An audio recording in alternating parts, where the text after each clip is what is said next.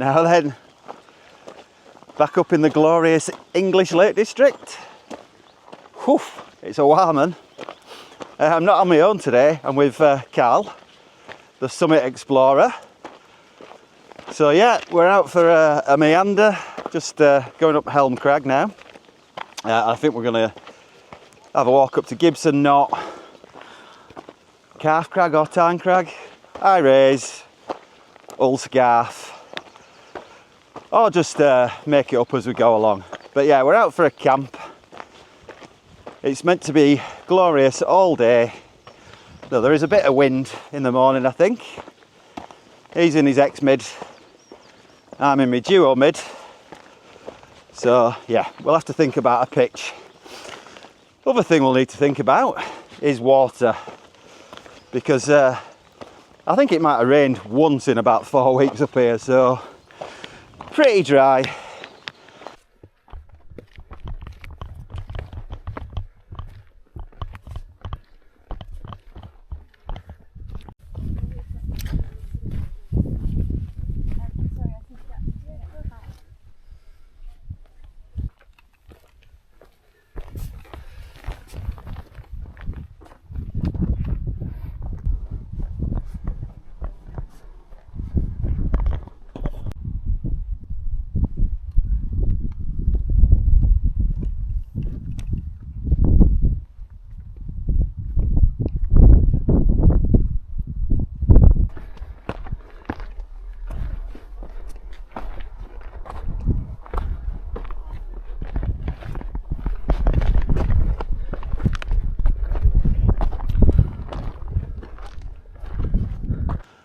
Well, not far from the top now. Quite a nice, easy pull up, really.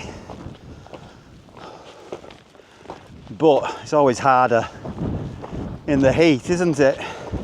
So just approaching the howitzer now, which is the true summit of Helm Crag, and I believe the only summit that Wainwright never actually went up. I noticed that Andy Beavers went up here a few weeks ago, I think it was. Are you going up, Karl? Nah, neither of us are going up. We're not that daft, to be honest. Has she just been up? Yeah, it's not. It's perfect if you wanted to do it. It's not windy. Well. Yeah, but have you got handholds and that? It's the coming down that's the worst, right? Right, well there you go. Spin you around. Howitzer. Yeah, there's a guy on there now struggling to get down, needing a bit of assistance, so I don't recommend attempting that unless you're competent and confident. Getting up looks like it's doable, but getting back down into it.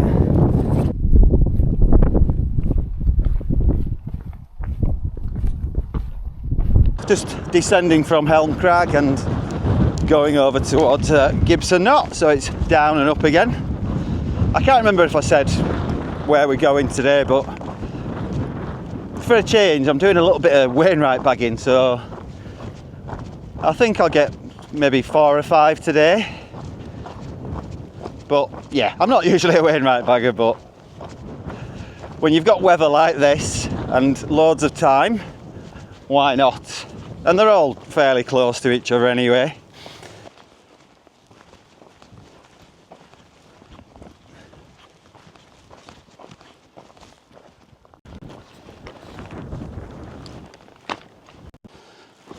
So, Calf Crag next, which I don't think is very far.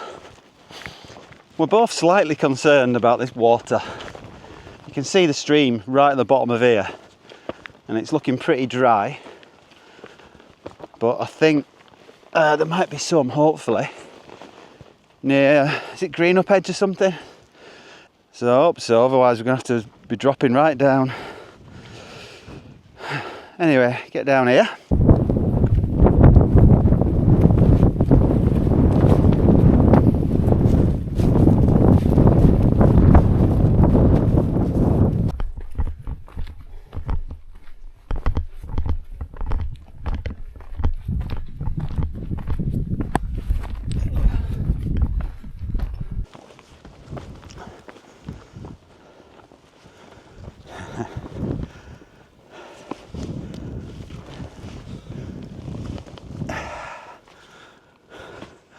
Right, so Calf Crag done.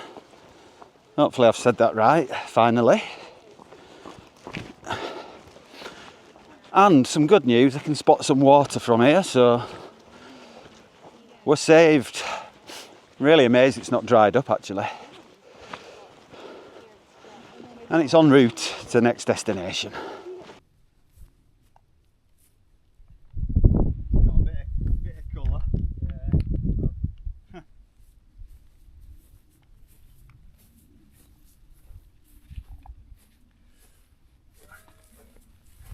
Ta-da!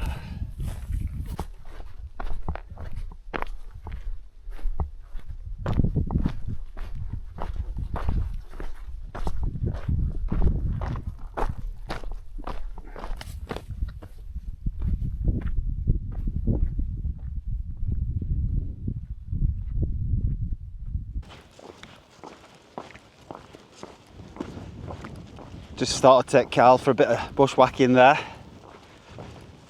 Don't let me navigate. So we're having a little bit of a rethink up at Green Up Edge, I think it is, isn't it? Green Up Edge. So left up to High Raise and right up to Ullscarf.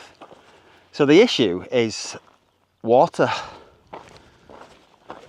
And namely that there really isn't any. So the gills are pretty much dry. You can get drips out of it, but it's pretty stagnant. So I think he's got less water than me, but it's between us, it's just not enough. So I'll probably do Ullscarf, and then we think we might drop down and head sort of back towards Bleaberry Fell. There's a couple of tarns down there which I'm all right with. I don't mind that. Obviously we've got our filters and everything, so yeah, but it's bloody baking hot. So Karl's gone to look for a source that he thinks he's seen before. If we can get some water, we'll just carry on original plans, but I think it's literally rained once in 4 weeks, somebody was saying yesterday, so no real surprise. So it looks like he's had no joy. I know what people will be saying, why didn't you just carry 2 litres up here, or 3 litres or whatever, but I have genuinely never ever struggled for water in the Lake District, and this is a particularly wet area. Right, so a new plan, we're going to go up to Ullscarf and then drop down to Blea Tarn. That seems to be the sensible option. Definitely won't be water on Ullscarf, so, and I've been told Blea Tarn's quite a nice pitch anyway, so no drama.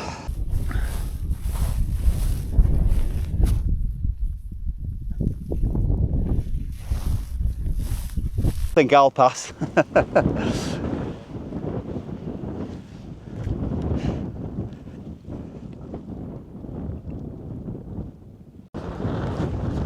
Well, first of all, no, it's fine. Ullscarf.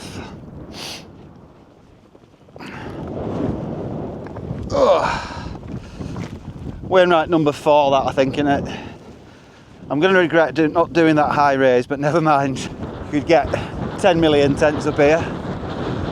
So plenty of flat grass, obviously. But I don't think I'll be particularly bothered for a camp up here, if I'm being truthful. So, 5 o'clock.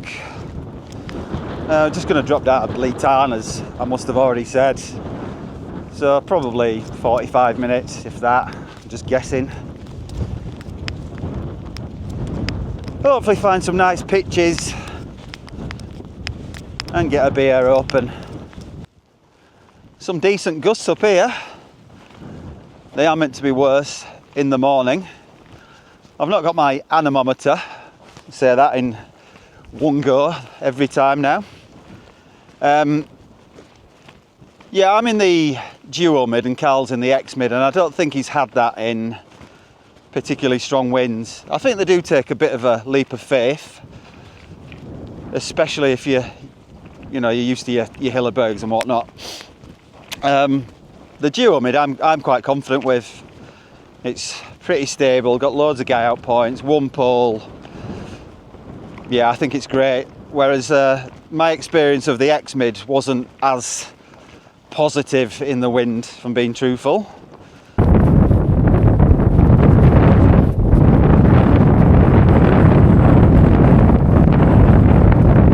So I'm not going to lie, I was feeling slightly disappointed about having to come down and camp at this Blea Tarn. But now that I'm here, it's actually lovely. It's out of wind. Obviously we've got our water now, we don't have to worry about that, and you've still got pretty cracking views. So yeah, not too shabby at all. Now let's get down there and get the tents up.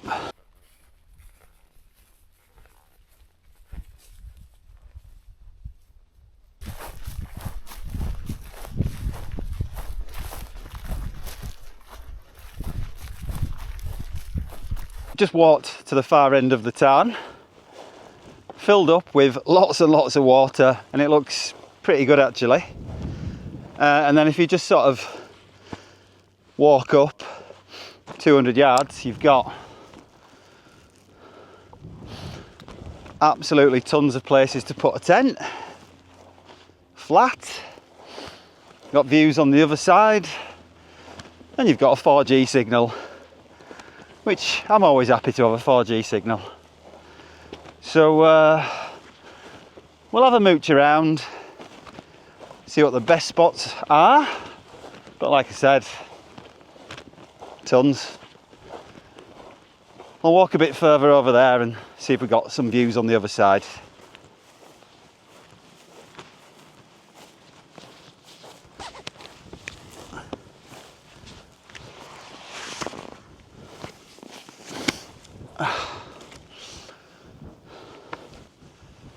This'll do. I'm going here. Karl's just on the other side there, 20 yards away. Right, well that's a tent pitched up, obviously. Not completely happy. Looks fine from this side, but if I go around here, it looks shocking. Looks embarrassing, in fact. So this corner here, no matter what I do, I just can't seem to get it right. So I've just given up. It's not completely flat, this ground, and there's these tufty bits here, so maybe that's not helping, but oh dear. Like I said, I'm past caring. Yeah, it's all fine, it's not going to collapse or anything like that, it's just purely cosmetic. So I think the time has finally arrived to crack open a beer and enjoy these views.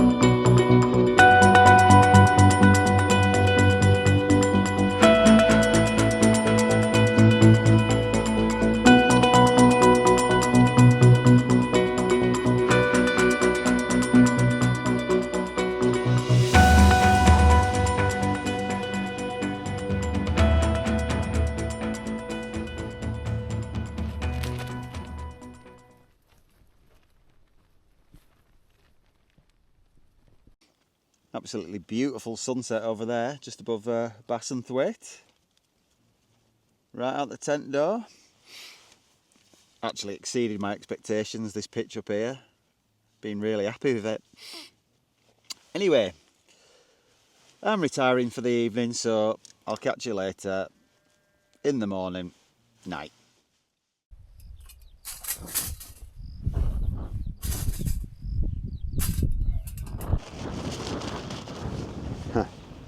Morning. About 7:30, I think. Just about to say, not a breath of wind last night. Excuse me. Hence the terrible condensation that we've got in both of our tents, but yeah, it's decided to make an appearance. So yeah, decent kip. I was thinking last night, we were planning to go back to sort of Thirlmere, but as we've walked so far over this side and we're very close to High Tove and High Seat, which is regarded to be one of the boggiest places around, I haven't done those two, so I'm thinking I might as well go back that way and hope the bog's not too bad, you know, with it being so dry. So that kind of works for me because I've got to go back to Keswick anyway. Karl's got his car in, well, near the Traveller's Rest pub. I hope you can hear me. He's got his car near the Traveller's Rest pub back near Grasmere. So I don't know if he's going to join me and get the bus back there, or he's just going to go back, you know, quick away. Don't know. Anyhow, we'll stick around here for half an hour or so. I've been having a little play with a drone. It's a new drone, that. Quite impressed. Think I've got some alright stuff. We'll see. Right, well that's us all packed up and ready to go. Leave no trace as always, obviously. So we're just going to drop down to the tarn, get our water, head over to, I think it's High Tove first, High Seat, and then that's it. Back down at a Castlerig farm campsite and get the bus, I reckon.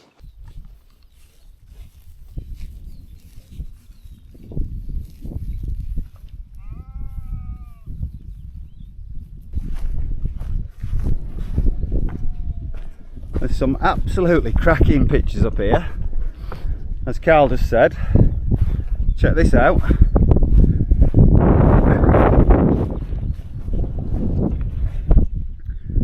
One for winter, I reckon. If you had all this covered in snow, I reckon it'd be a proper mint.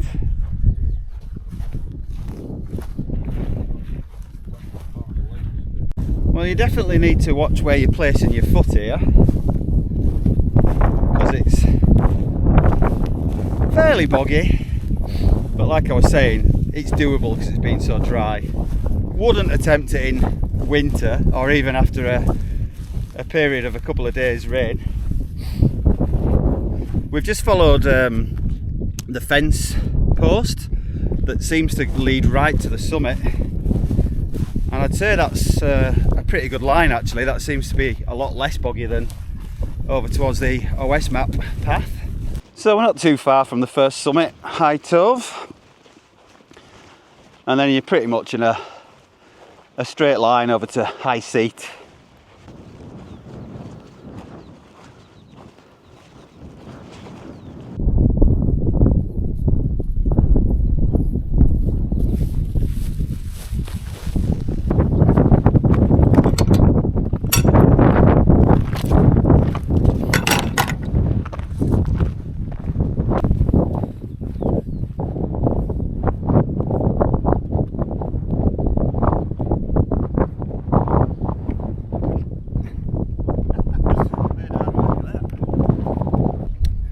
Right, High Tove, if I didn't mention, although I'll probably put a little animation on the screen.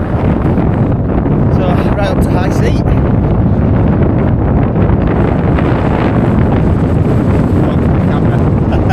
We've been doing this all weekend. So yeah, just up to High Seat, along the paved flags, so we're safe from the bogs, briefly. but I do believe the boggiest section is between High Seat and Bleaberry Fell, if memory serves me correctly. Sorry about this audio if it's bad. I'll just bring the wind slayer next time. I'm done with this bloody DJI mic.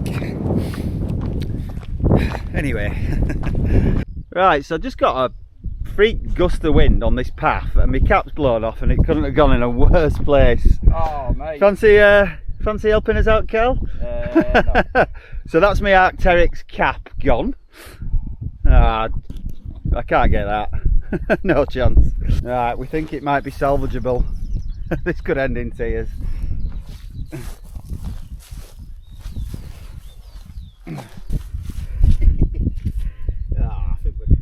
Okie-doke. Whee! Risotto.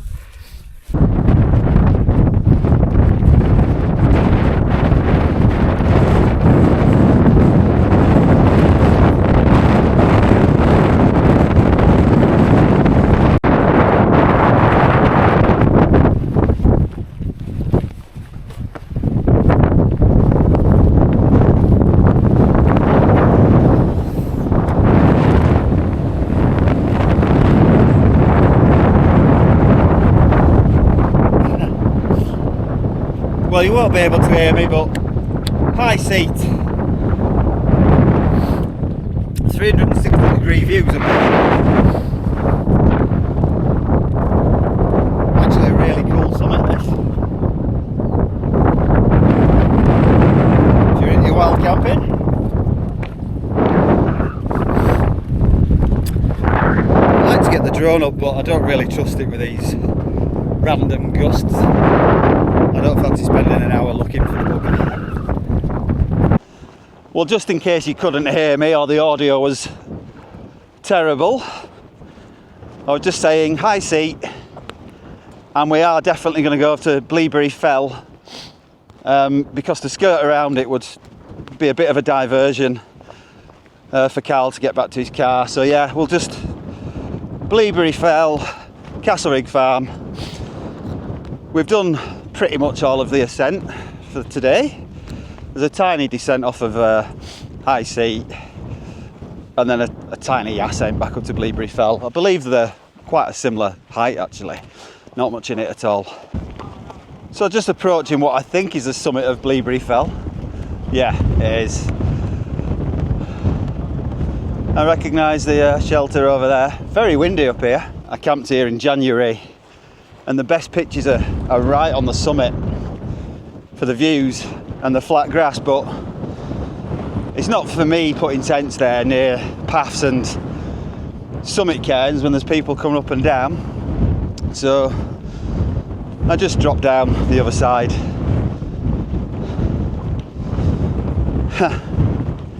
But it's a cracking fell, this.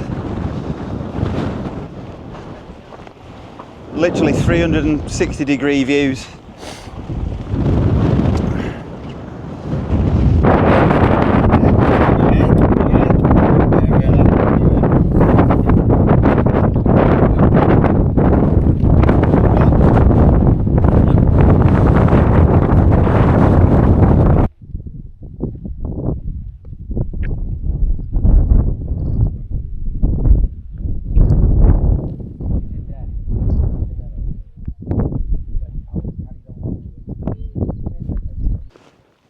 Right, so just descended from the very steep path from the top of Bleaberry Fell.